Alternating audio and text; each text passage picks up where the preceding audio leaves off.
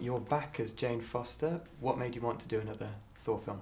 Well, it's always so fun to get to reunite with people you've worked with before when you like them, when you all had a good time together. So this was so nice to get to be with everyone again after 2 years and get to re-enter the fun world, because it's really just a fun movie. In the first film, Jane was kind of anchored on Earth. This time we get to see her coming off planet to the Nine Realms, the Asgardian world. Yeah, talk about acting through that.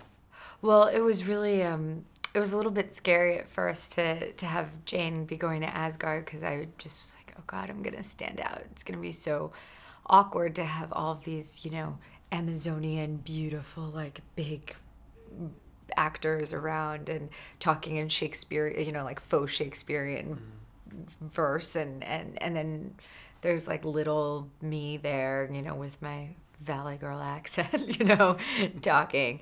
But it was really fun to get to be in it too, because for the first time I got to interact with Tom Hiddleston, who plays Loki, and Anthony Hopkins, who plays Odin, two actors I adore, and Rene Russo, who I love. And so I got to have scenes with them, which was really exciting, and also get to see all the sets, and which I had missed before, which are just astonishing. Before those adventures, I think we meet you on a date. Yes. At the beginning of the film. Just talk about filming that scene. Different kind of scene to what you'd expect from a Thor movie. Absolutely, it was really fun, and Chris O'Dowd, who plays Richard, the gentleman I'm on a date with, at the start of the film, is so funny and so good. And yeah, so she's, you know, trying to move on after Thor, and of course it's impossible to explain, you know, how that ended, because you can't say, oh yeah, he's from another universe and he's back on his planet or whatever. No one will understand that story. How important is it to have those kind of humorous beats in these big action films?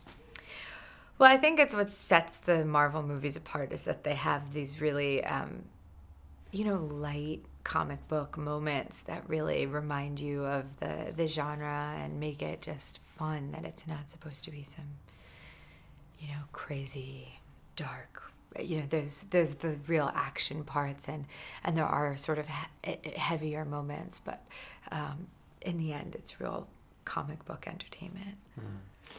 You've started to tour the film around the world. You've started to see the fans' reaction as well. Yeah. When people start talking to you about it, you get an idea of how it's gone. Just talk about your reaction.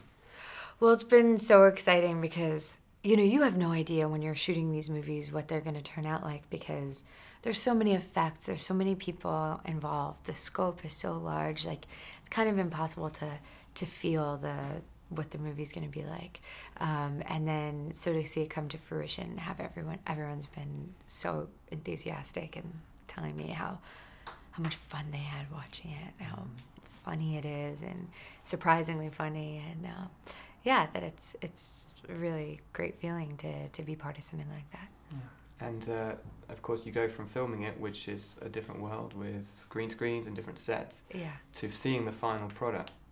Seeing the final product.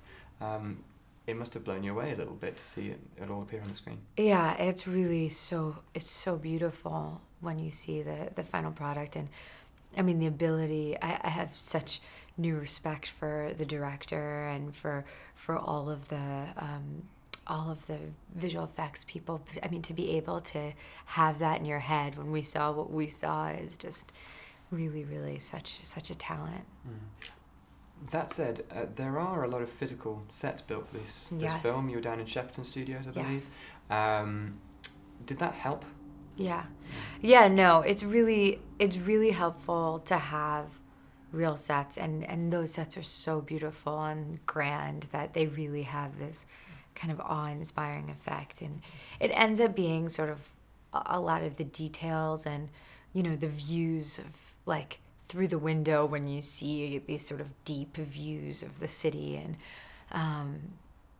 you know, those, and like the funeral scene, like those are things that were almost completely CGI. So So yeah, it's amazing. It's sort of like seeing pictures of yourself on a vacation you've never been on, you know, like you're like, oh, I was there, but I never was there until I just looked at it on screen.